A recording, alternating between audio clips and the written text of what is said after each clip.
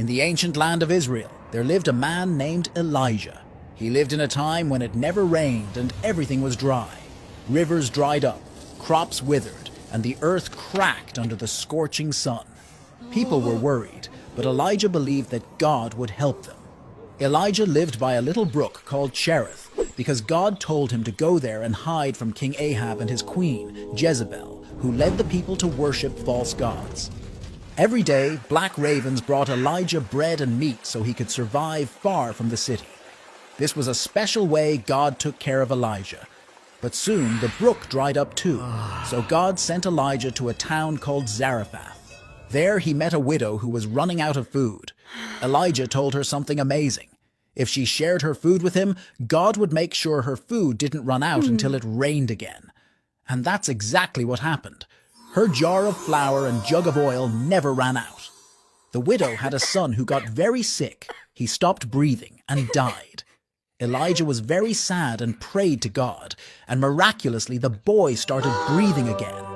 The woman was so happy and knew that Elijah was truly close to God.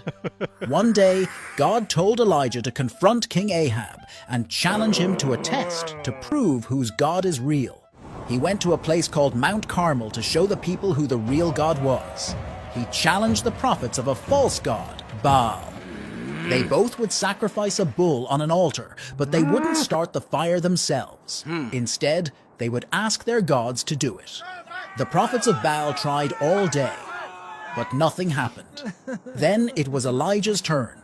He repaired the altar of God that had been broken, placed his sacrifice upon it, and even poured water over it.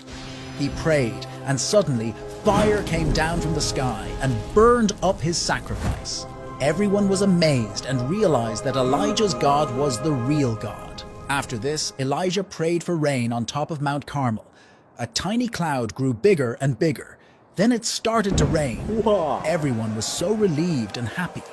After Elijah made it rain, Queen Jezebel got really angry. Elijah was scared, so he ran away into the wilderness. While Elijah was hiding and feeling really alone, something amazing happened. God spoke to him. God told Elijah that he wasn't alone. There were lots of other people who now believed in God.